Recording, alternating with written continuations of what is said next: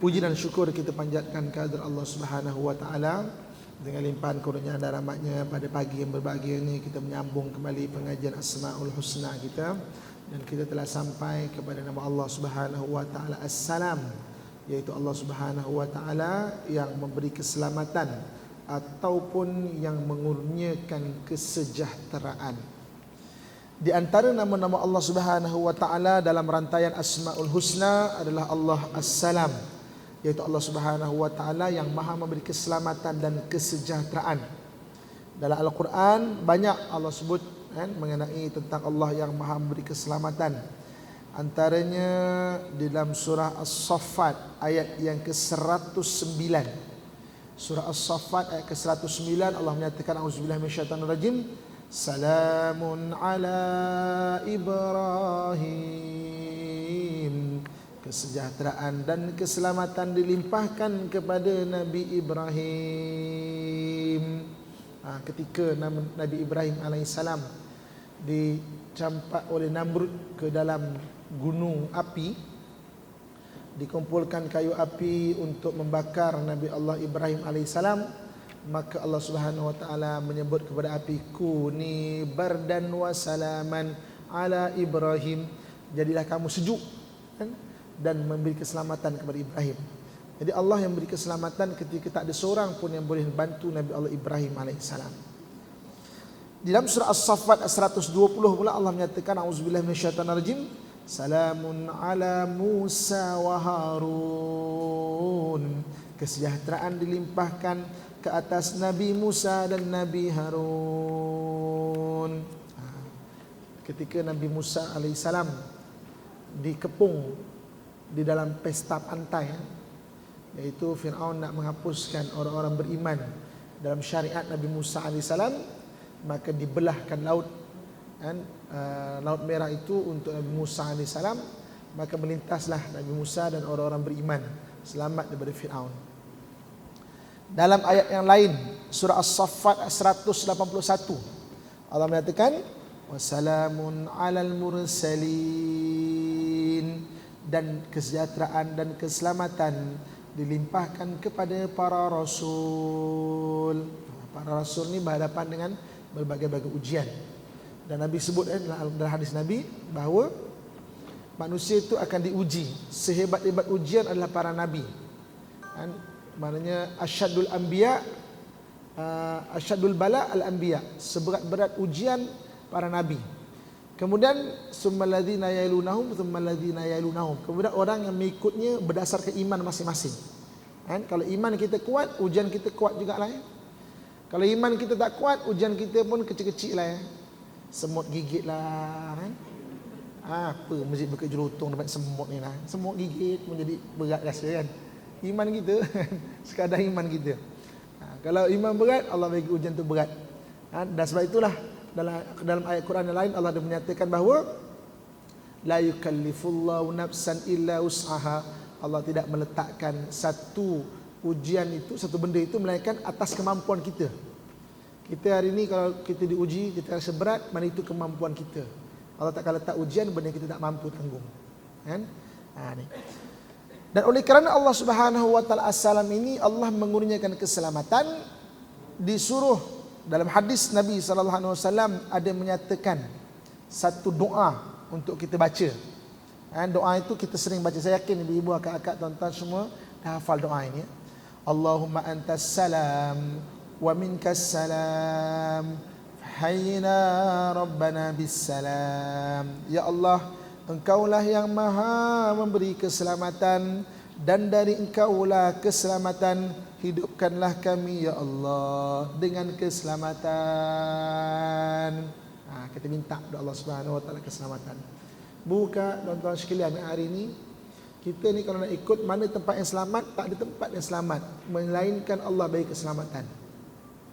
Dekat Malaysia ni kalau kita tengok ni dalam konteks negara kita, kalau nak diterpandang daripada ujian, negara kita selamat. Tapi kalau Allah tak beri perlindungan, tak selamat juga. Kita kata, oh tempat selamat ni mungkin dekat tempat ramai orang lah. Berapa ramai orang kena ragut di depan ramai orang kan, kalau tak beri keselamatan. Sebab itu Nabi ajar kepada kita minta Allahumma antas salam wa minkas salam, hayyina rabbana bisalam. Tuhan, kau yang punya keselamatan, daripada engkau keselamatan, hidupkan kami Tuhan dengan keselamatan. Apabila kita meminta kepada Allah Subhanahu wa taala keselamatan dan kesejahteraan, maka kita akan meminta kepada Allah keselamatan 8 perkara. Ini kita nak bincang pada pagi yang berbahagianya. Allah As-Salam, Allah yang memberi keselamatan. Kita nak bincang 8 perkara. 8 perkara yang kita mohon kepada Allah daripada keselamatan, yang kita mohon keselamatan daripada Allah Subhanahu wa taala. Yang pertama yang kita mohon kepada Allah Subhanahu wa taala keselamatan adalah keselamatan hidup di dunia ini. Kita meminta Allah agar memberi keselamatan hidup di dunia ini. Ini kerana di dunia ini banyak ujian dan perkara-perkara yang mungkin memberatkan kita. Kita tidak terduga dengan datangnya bencana, tidak terduga dengan datangnya permusuhan, fitnah, kesusahan, kehilangan dan sebagainya. Oleh yang demikian, kita memohon agar Allah As-Salam menghindarkan kita dari bencana-bencana yang tidak mampu kita tanggung. Di dalam Al-Quran, Allah menyatakan bahawa orang yang beriman adalah orang yang sentiasa memohon perlindungan dan keselamatan daripada Allah. Allah As-Salam menceritakan hal ini dalam firman-Nya dalam surah Al-Baqarah ayat 201. Apa kata Allah Subhanahu wa taala? Wa minhum may yaqul Rabbana atina fid dunya hasanah wa fil akhirati hasanah wa qina adzabannar. Dan di antara mereka ada orang yang berdoa, ya Tuhan kami, berikan kepada kami kebaikan di dunia dan kebaikan di akhirat, dan peliharalah kami dari siksa neraka. Kalau ikut hadis Nabi SAW, doa ini doa yang paling Nabi banyak baca dalam hidup Nabi. Kalau kita ada soalan, orang tanya, apakah doa yang paling banyak Nabi baca dalam hidup Nabi? Doa ini, Rabbana atina fid dunya hasanah wa fil akhirati hasanah wa qina adzabannar. Tuhan kami, berikan kebaikan kami di dunia, berikan kebaikan kami di akhirat, dan hindarkan kami daripada azab api neraka. Ini paling banyak Nabi baca dalam hidup Nabi. Hasanah di sini betul-betul hasanah. Ada orang dia ada seorang isteri bernama Hasanah, satu orang isteri bernama Fatimah. Kan? Kalau sembahyang dengan isteri dia, Rabbana atina fid dunya hasanah, bini dia Fatimah tu senggol. Kan? Rabbana atina fid dunya Fatimah wa fil akhirati Fatimah wa qina azabannar. Okey. Ini hasanah ni kebaikan betul. Macam saya buat orang pergi Palestin lah ya. Pergi Palestin, Ustaz, saya doa minta rahmat Ustaz.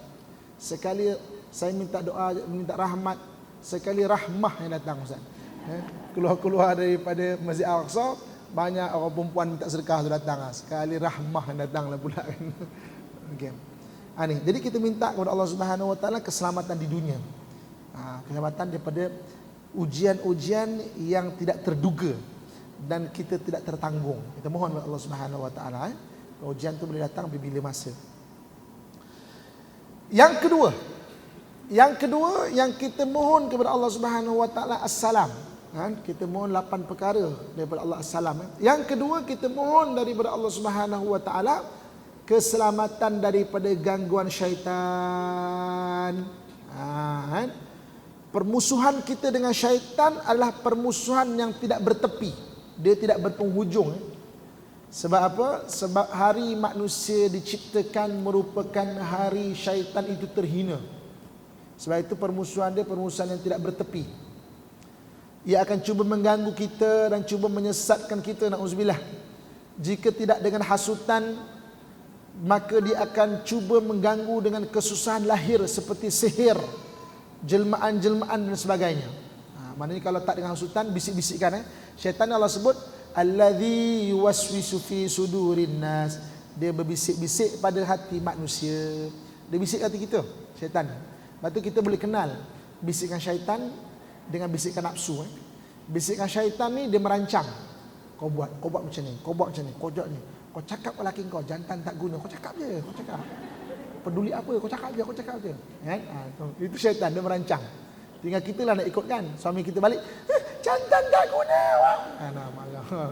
Kita menanglah syaitan ya. So maksudnya dia syaitan ni dia merancang. Kau buat macam ni. Kalau nafsu ni dia merengek. Kan? Nafsu merengek. Balik daripada Mid Valley, tengok beg tangan coach, kan? Tengok beg tangan, balik tu tak boleh tidur lah. Beg tangan. Wah, sedondon dengan kasut. Oh, cantik. Malam-malam terbawa-bawa tidur, beg tangan tu datang kat kita, siap ada tangan ni. Mari. Tak boleh tidur. Itu nafsu kan? Nafsu dia merengek. Kata ulama, nafsu ni macam budak-budak. Anak kita kecil minta belikan mainan kereta.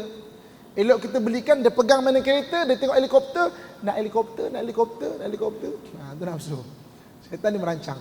Kalau syaitan dia tak berjaya bisik-bisik, dia buat benda yang zahir, lahir, sihir ataupun gangguan-gangguan, kan? Kita ternampak, itu syaitan. Tujuannya pun nak mensyirikkan kita. Ini syaitan. Walau bagaimanapun Allah menyatakan bahawa semua itu hanya akan berlaku jika diizinkan oleh Allah. Oleh demikian kita memohon pada Allah As-Salam agar menghindarkan kita daripada perkara-perkara tersebut. Dalam Al-Quran Allah menyatakan auzubillahi minasyaitanirrajim. Wa imma yanzaghannaka minasyaitani nazghun fasta'iz billah innahu was-sami'ul alim. Dan jika syaitan mengganggumu dengan suatu gangguan, maka mohonlah perlindungan kepada Allah. Sesungguhnya dialah Allah yang maha mendengar lagi maha mengetahui. Ada gangguan-gangguan, ucap a'udzubillahi minasyaitanirrajim. Kan? Ada terbisik-bisik hati kan? Apa punya suami ni kan? A'udzubillahi minasyaitanirrajim. So, Allah As-Salam. Yang kedua, kita mohon kepada Allah As-Salam keselamatan daripada gangguan syaitan. Yang ketiga, apakah yang kita mohon perlindungan daripada Allah Subhanahu wa taala? Yang ketiga, kita mohon Allah melindungi kita daripada tipu daya nafsu. Allah menyatakan bahawa nafsu itu sentiasa mengajak kepada kejahatan. Kita tidak akan mampu melawan nafsu jika tidak ada bantuan daripada Allah As-Salam. Dalam Al-Quran Allah menyatakan auzubillahi minasyaitanirrajim.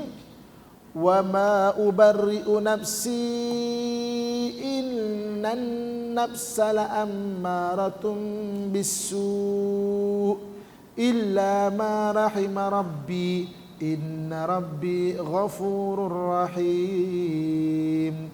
Dan aku tidak membebaskan diriku daripada kesalahan, kerana sesungguhnya nafsu itu sentiasa menyuruh kepada kejahatan, kecuali nafsu yang diberi rahmat oleh Tuhanku. Sesungguhnya Tuhanku maha pengampun lagi maha penyayang.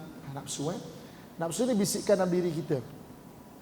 Dan benda yang paling kita susah lawan ni bukan orang luar. Kita nak lawan orang yang luar daripada diri kita mudah sebenarnya. Sebagai contoh kan, kita nak lawan suami kita, bukan nak suruh lawan suami tau, ni contoh kan. Kan mudah, suami cakap tu kita jawab ni, suami jawab ni kita cakap tu.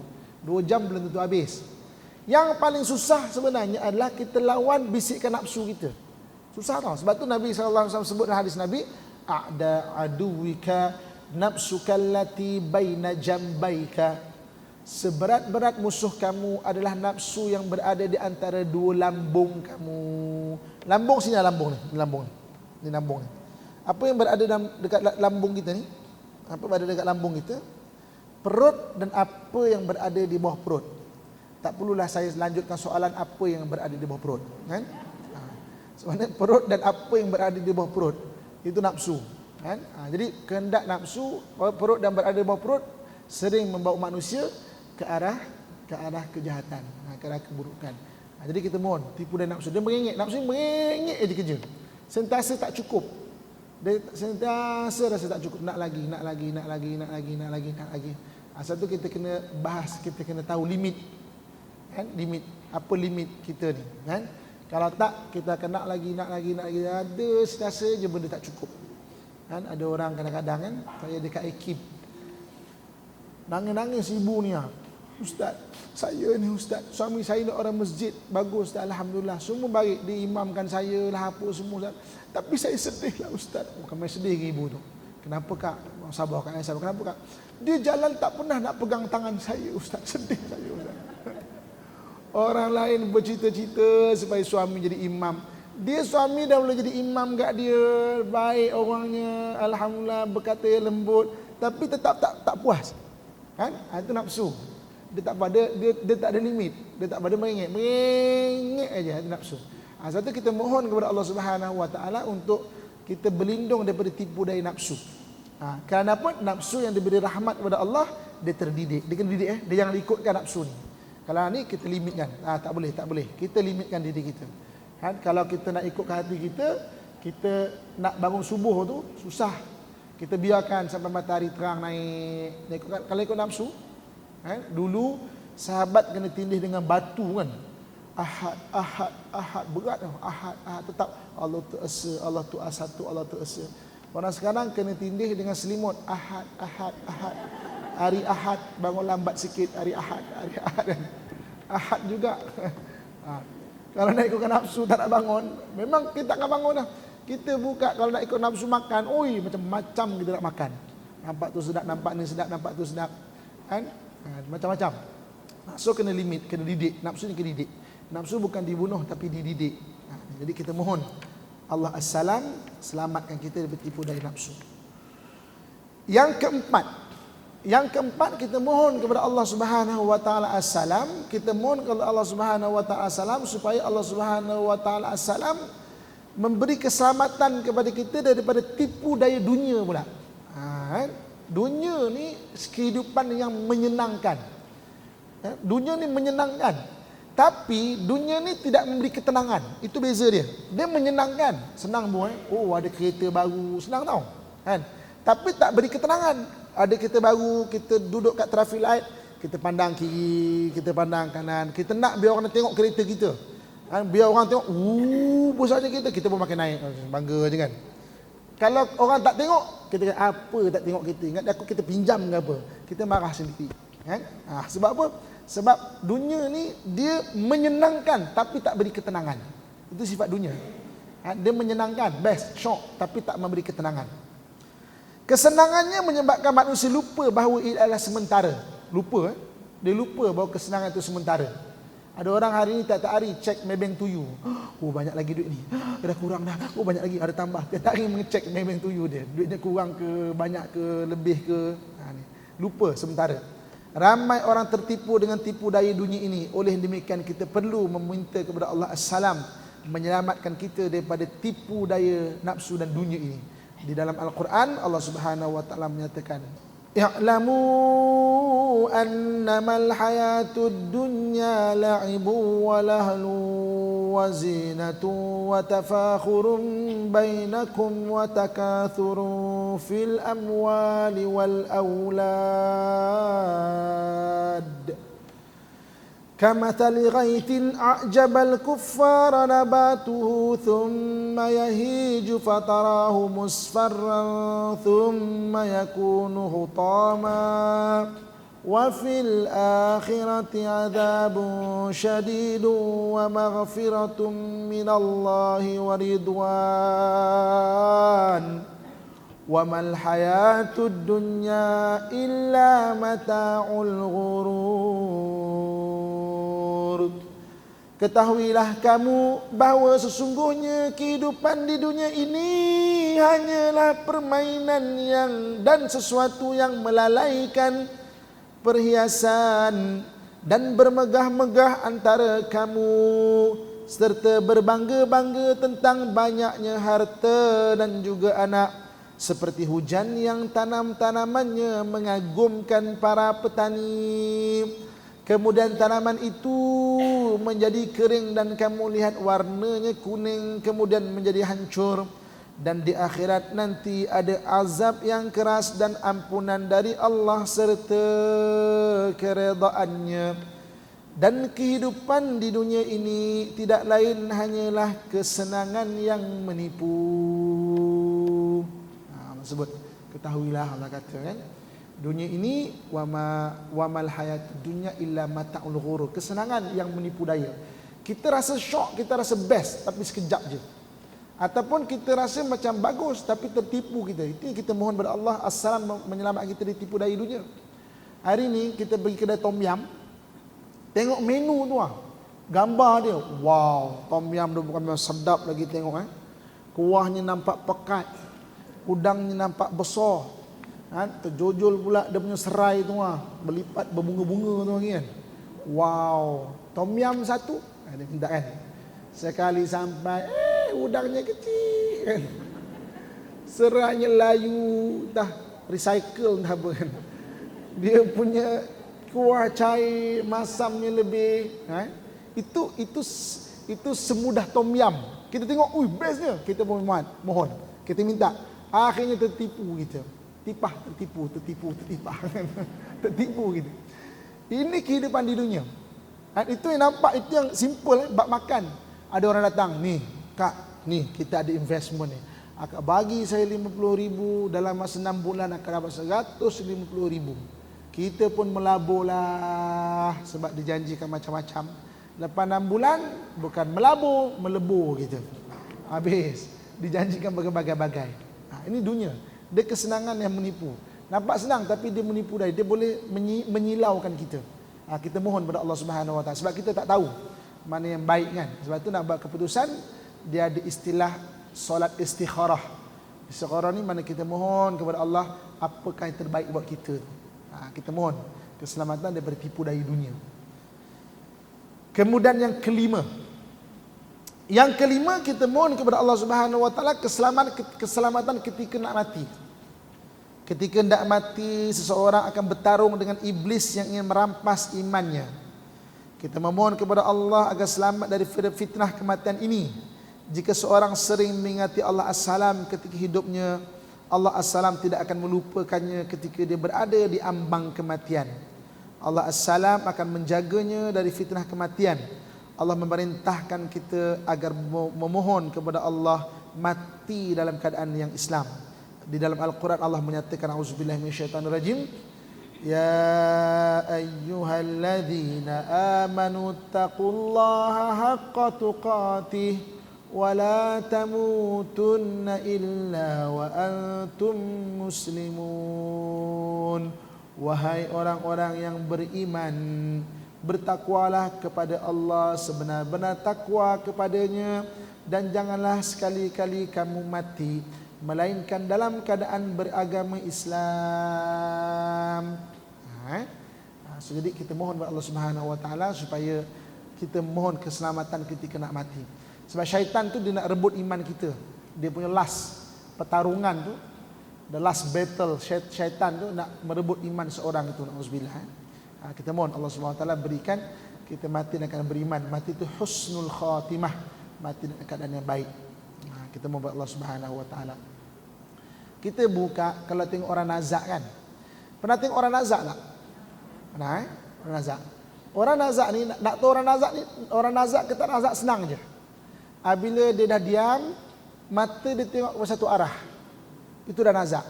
So ketika itu talqinkan dia, ucap la ilaha illallah, la ilaha illallah, la ilaha illallah. Mata tengok satu tempat je. Kalau mata masih melilau, itu belum lagi kan, itu belum nazak. Kita pun ucap la ilaha illallah, la ilaha illallah. Aku tak mati lagi sibuk kawan. Nak tahu orang nazak ni, mata dia satu arah je. Sayup satu arah je. Dia tengok benda yang kita tak nampak. Kalau dia ahli solat, pegang tangan kanan dia. Pegang tangan kanan ni, ibu jari jadi telunjuk tangan kanan dia. La ilaha illallah. Sebab tangan ni kalau ahli solat, dia asyhadu an la ilaha illallah wa asyhadu anna muhammadar rasulullah. Dia akan mengingatkan dia. Pegang tangannya. Tapi yang nazak lah kalau rengsa itu belum nazak lagi itu belum nazak lagi.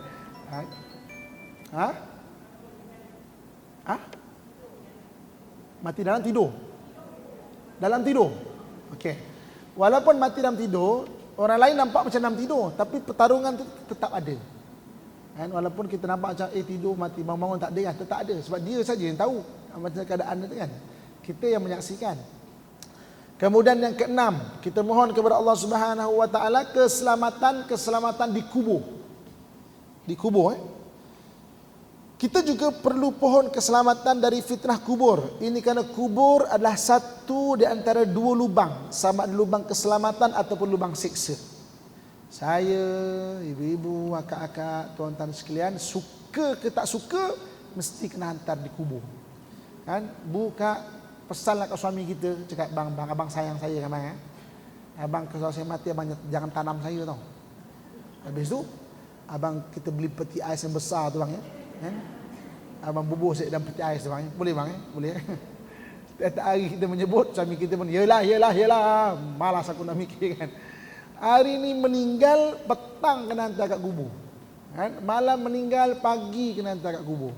Tak ada pilihan. Kan? Kita memang tanah perkuburan tu adalah antara rumah kita. Kita mohon kepada Allah Subhanahu Wa Taala selamatkan daripada fitnah kubur.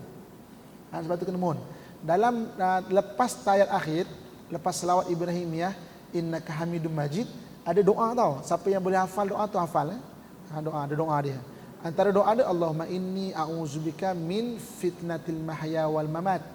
Ya Allah, aku mohon kepada Engkau daripada lindung daripada Engkau daripada fitnah hidup dan fitnah mati. Wa min azabil qabr, dan daripada azab kubur. Mohon kepada Allah Subhanahu Wa Taala azab kubur. Sebab azab sebelum bersalam. Kan carilah kat buku-buku fiqh biasa ada kan. Doa dia banyak versi doa dia. Tapi doa yang mengelak azab kubur.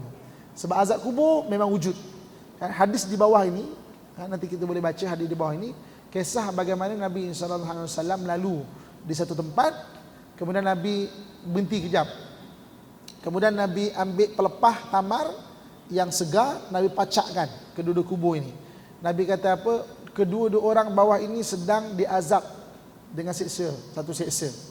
Dan dia bukan diazab dengan azab yang kerana dosa-dosa besar. Kan dosa yang ringan. Maknanya tak berbaloi lah, tak berbaloi. Kan? Bukan nak suruh buat dosa berbaloi, tak. Maksudnya Allah tak berbaloi lah. Jadi kerana siksa tu tak berbaloi. Kesalahan yang kecil. Pertama sekali dia namimah. Namimah ni dia suka cocok orang.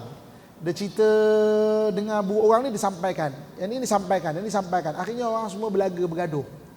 Yang keduanya, dia ni tak jaga kencing. Kencing tak jaga. Dia tak jaga terpercik, dia tak jaga kan. So dia berdirikan sembahyang dia tak sah. Kalau dia kata kena seksa tu kesalahan besar betul, puati lah. Puati kena seksa, memang jahat semua kan. Bukan nak buat jahat tapi macam itulah seolah-olah kan. Dia Nabi kata kesalahan dia kecil je. Nabi sebut hadis Nabi ni, dia tidak diseksa kerana dosa-dosa besar, benda kecil je. Kerana Nabi pacakkan dua pelepah tu, Nabi kata pelepah yang basah ini, mana yang segar ini, dia berzikir. Selagi mana dia basah, dia berzikir, mudah-mudahan di bawah itu dia ringankan seksa. Orang Melayu kita bawa bunga atau kubur kan, bukan untuk wangi. Tok guru dulu dia ambil daripada hadis ini. Selagi mana daun itu masih basah, dia berzikir. Cuma dulu maknanya boleh gunakan daun-daun boleh, atau bunga-bunga pun boleh. Jadi kita kalau bawa pergi kubur, pergi bunga tu, kita niatkan berdasar hadis ini. Bukan untuk wangikan ke apa ke kan. Lagi bagus kalau tanam pokok yang bagus-bagus, yang senang dipelihara kan. Jangan tanam pokok durian pula kan. Yang senang dipelihara. Maknanya kalau kita lama tak datang pun dia tetap boleh hidup. Pokok puding ke, pokok apa kan, yang dia memang boleh hidup tanpa banyak penyeliaan kan. Itu bagus. Jadi mohon kepada Allah Subhanahu Wa Taala yang keenam dia pada keselamatan daripada siksa kubur. Yang ketujuh, kita mohon kepada Allah Subhanahu Wa Taala keselamatan di padang mahsyar. Padang mahsyar. Okey, dalam hadis Nabi sallallahu alaihi wasallam, Nabi itu menyebut Baitul Maqdis. Baitul Maqdis itu ardul mahsyar wal mansyar. Abdul mahsyar wal mansyar. Bumi bermulanya padang mahsyar. Maksudnya apa? Dibukakan alam ghaib di padang mahsyar itu bermula daripada bumi Baitul Maqdis.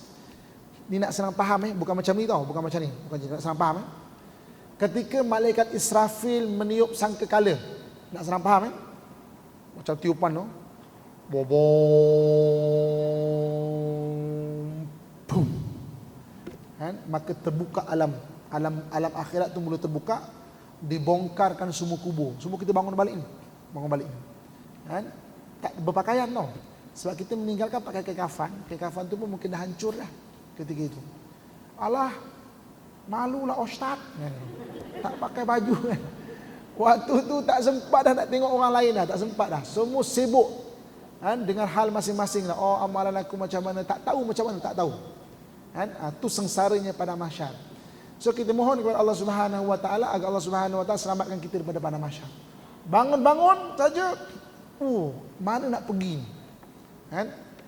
Tak tahu pangkal mana, tak tahu hujung mana, tak tahu kanan mana pergi, tak tahu kiri mana nak pergi, tak tahu. Berasak-rasak tak tahu ke mana ni. Itu pada mahsyar. Bagi orang-orang beriman, dia dilindungi di bawah perlindungan arasy Allah Subhanahu wa taala. Kan? Dia ada perlindungan arasy Allah Subhanahu wa taala. Mana tempat VIP lah. Orang bersesak-sesak, kita diiring. Mari. Awak belajar kat Bukit Jelutong kan? Sini. Contoh Masuk sini, masuk tempat VIP. Berehat kita. Kan?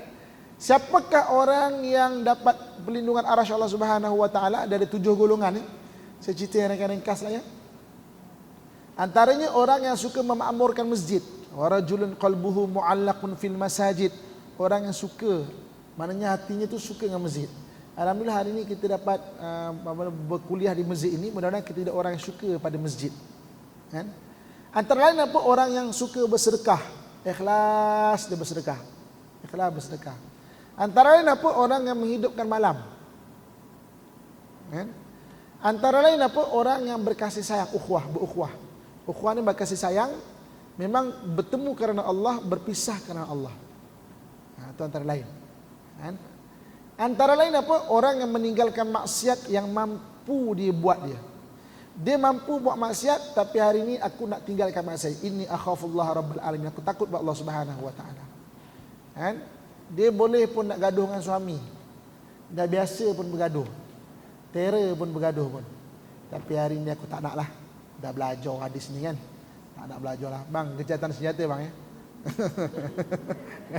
Tak nak Dia meninggalkan maksiat yang mampu dibuatnya. Orang ini orang yang layak mendapat perlindungan arasy Allah Subhanahu wa taala. Atau antara dia ya. Okey, dan yang terakhir. Berapa? Ni berapa dah? Ni 5 sekarang. Yang keenam, pemimpin yang adil. Pemimpin adil. Yang ketujuh, orang yang mengalirkan air matanya kerana bertaubat kepada Allah. Seringkasnya kan. Itu orang-orang yang layak mendapat perlindungan arasy Allah Subhanahu wa taala. So buka jadilah salah seorang daripada golongan ini. Mudah-mudahan kita dapat berkumpul di arasy Allah Subhanahu wa taala nanti, amin insya-Allah. Hari ini berkumpul kat dewan Masjid Bukit Jelutong ni. Besok berkumpul kat arasy. Apa khabar kak? Bagus, alhamdulillah. Saya baik Ustaz ngajar gitu Ustaz. Alhamdulillah. Mudah-mudahan kumpul kita sama-sama dengan Rasulullah dekat arasy Allah Subhanahu wa taala. Dan yang terakhir, kita mohon yang ke-8-nya keselamatan di titian siratal mustaqim dan keselamatan daripada neraka. Titian siratal mustaqim, ketika kita nak melintas ke syurga, kita kena lalu dipanggil titian siratal mustaqim, yang di bawahnya api neraka.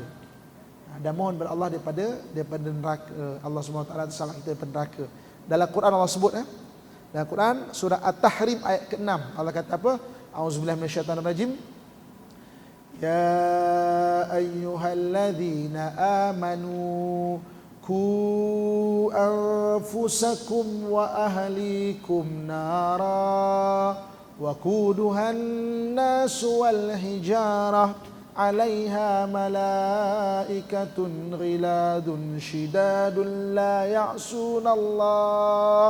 la ya'sunallaha ma amarahum wa yaf'aluna ma yu'marun. Wahai orang-orang yang beriman, peliharalah dirimu dan peliharalah keluargamu dari api neraka yang bahan bakarannya daripada manusia dan batu. Penjaganya adalah malaikat-malaikat yang kasar dan bengis dan tidak menderhakai Allah terhadap apa yang diperintahkannya kepada mereka dan selalu mengerjakan apa yang diperintahkan. Allah sebut, Allah suruh kita jaga diri kita dan anak-anak kita, ahli keluarga kita daripada api neraka yang bahan bakarannya adalah manusia dan batu. Kak Bu, hari ni tuan-tuan sekalian, katakan kita nak hidupkan unggun api ya. Nak hidupkan unggun api ni ada bahan bakaran dia. Kayu api, kayu kering, kita susun kayu kering ya. Susun kayu kering. Kemudian kita ambil getah, mungkin getah sikit kan. Bakar getah tayar tu, contoh ataupun lilin, ada lilin tu.